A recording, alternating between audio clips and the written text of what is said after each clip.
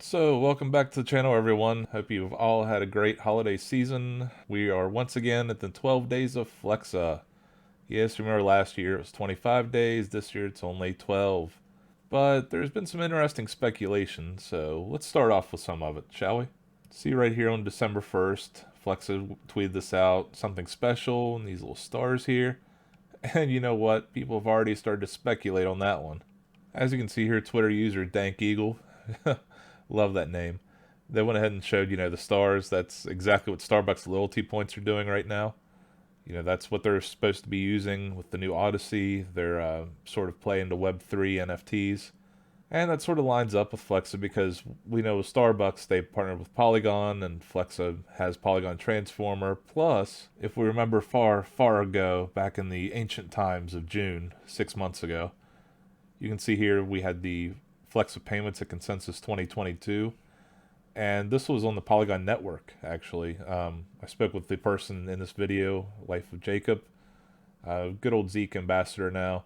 But yeah, he told me about this, about how a lot of it was Polygon. You can see here, bam, right there, done. And also, I saw this and noticed it, and I think someone else tweeted it too. But I just went ahead and tagged our favorite milkshake in it, which I hope he comes back soon. You can see here that the Starbucks Odyssey market is powered by Nifty Gateway, which of course, Nifty Gateway, Gemini. And another user pointed out they actually was able to buy NFTs through the Nifty Gateway using Flexa. I don't know if you can still do that or not. I really don't play with Nifty Gateway too much. Not really big into NFTs right now. Just a handful that I have. So of course we went from that December 1st tweet to a tweet that made a lot of people angry. On December 5th, I said privately in the chat that this was probably a little bit of trolling for the community, but it actually made sense now that we look back on it in hindsight. On the 5th, they were telling people about the Spedn wallet. Yeah, a lot of the community already knows about Spedn wallet. But what they didn't know was next day, they announced the 12 Days of Flexa 2022. There's a whole contest, sweepstakes, all this jazz. If you go to the Medium article, which I have pulled up right here, there was at least one very interesting thing in this besides these streaks here and the 12 days. You can get the trip to NYC. As usual, you click here, the terms to apply, no purchase necessary. You can send a entry into snail mail, but most of us are just spending for 12 days. And I know I'll be really interested to see what happens with these streaks, because as it says right here, streaks encourage new habits and reward you for adopting Flex as part of your everyday. So we'll see what those rewards really come out to be. But if we scroll back up, there's one thing here that really interested me. This little part right here. So whether you're buying ice cream, gas, or gift card for that special someone, yourself included, do it with Flex this holiday using the Spedn app. Well, right now I can't buy gasoline with Spedn. I can't. I can go ahead and I can go to Sheetz. There's only 2 locations, and those 2 locations don't have gas pumps. And this sort of ties into something else. So K Sarah, aka Sarah Amp Token, went ahead and tweeted this out about there was an update to Flex's website for devs the other day. So this is a little bit of an interesting source because I don't feel comfortable sharing the actual true source as it is behind sort of a gateway and all that. But I will at least discuss what she shared here in this screenshot. Which, if we zoom in, I went ahead and open it up in a new tab, zoom in here, talks about the charges, authorized charges, whatnot, creating charges, deleting charges, getting prices, refunding charges. That is the real interesting part. Because if you think about it at a gas station when you go to prepay, let's say I prepaid $40. Well, what happens if I only pump 35? Where does that other extra $5 go? But now with this OpenAPI 2.0 and their ability to refund charges through the code, that would make the gasoline purchases a lot more interesting. Actually, a lot more viable. Because I know that was one of the biggest complaints is why are the Sheetz locations only ones that I can't buy gasoline at? Well, now with that whole prepay example that I said, you could probably do a refund. And I think they're testing that out right now. Now, I don't think they're testing it out directly with Sheetz, but I think it's in this 12 Days of Flexa. We'll go back here and we'll just scroll up a little bit more and you'll see what I mean. So the first day, this is what I mean. This spend $30 on Spedn, receive 15 in credit on a future Spedn purchase in the digital asset you spent. And I'll just click on the full terms here. Again, these are the general rules. Day 3, which this was just a donation to Girls Who Code, to $5,000 USD total. They did dollar for dollar. So I spent 25, so they're going to send 25 within 60 business days after the campaign ends. And we scrolled in here to day 1 rules. Credits will be delivered within 1 to 10 business days after the campaign ends and will automatically appear in the participant's Spedn account.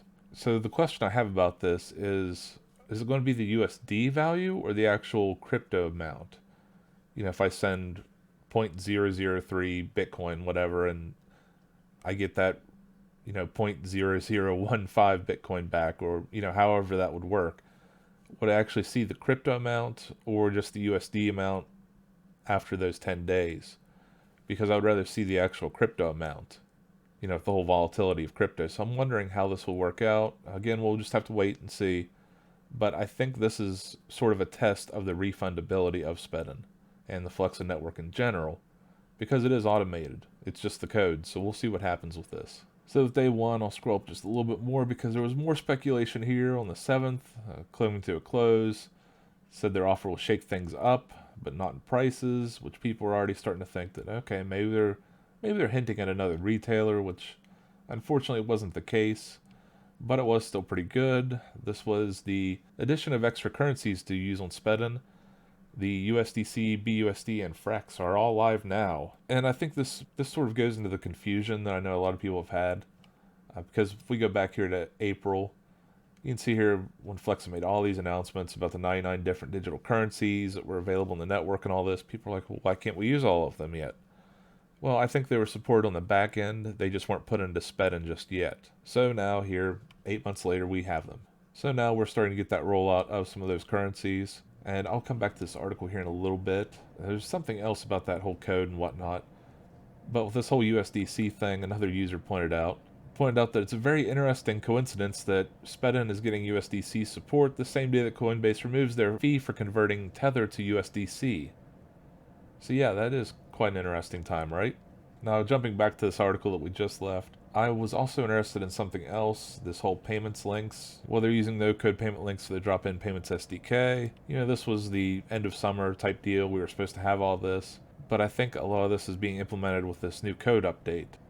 Because if we go here to this article, it describes the differences between OpenAPI 2, 3, and 3.1, which we know we have the 2.0 support. Now, we know we have OpenAPI 2.0 thanks to Sarah Amtoken's screenshot of the dev documents. But if we just scroll down just a little bit more here on this same article, which a lot of this is code and whatnot, it's a lot of the stuff most of us don't need to know about. But what I think is interesting is this with the feature in version 3.0, the new Open API links. One way you could use links would be to describe API endpoints that retrieve product details for different product IDs. For each product ID, you would use links to describe how to expand the information, and clients could follow each link automatically. You could use the links for pagination. For example, if you're designing an API that will retrieve an extensive list of products, you would want it to paginate the list automatically. You could use links to explain how to navigate to page results, e.g. 50, 99, 100, 149. So I think that might be interesting with the Spedn camera, because, well, here's a picture of me. Well, I should say, here's a screenshot of me. Yeah, I took this screenshot from my actual Spedn app, and right there I just scanned a random QR code. That was actually a Sheetz loyalty QR code. Charge data not found. So, trying to create a charge, maybe that's sort of what I'm thinking here is, you would actually scan a POS system, or maybe in the future you would actually scan just a merchant's logo, and the API links will be able to figure out, hey, you're at this merchant, this is the QR code you need to generate. Or if it's simply, you just scan a QR code on a POS, well, right there's the charge. And right there, I was using Litecoin for this example. I had 1886 available, and right down there at the bottom is that fancy button that says Pay with Flexa. And a lot of this lines up with the patents that they've gone after. Again, I'm going to keep this a little bit short. I'm not really going to go too much into this, but I think it's really interesting with these multi-part code system patents and sort of no-click payments and whatnot. Now, just to wrap this up, I will go ahead and say that days 3 and 4, 3 was the Girls Who Code promotion for that charity donation, the 1-to-1 match. And also, we can go up here, and today was the GMT availability. Oh, just updated. So yeah, Flex is still staying pretty good up on their Twitter. Some users did complain last night that they had trouble generating a QR code. Flex announced there was an outage. So I think these 12 days are probably going to be a good stress test for the system. Maybe a way to see what's broke, what's not, and what all they can enable right now. And that outage only lasted like an hour. I checked it myself. I had trouble generating, and then like an hour later, I was fine. And those people that had trouble generating, Flexa just went ahead and said, you know what, your streak still counts. You still tried. But yeah, that's about all I had today. So hope everyone has a great weekend and hope you keep on speddening.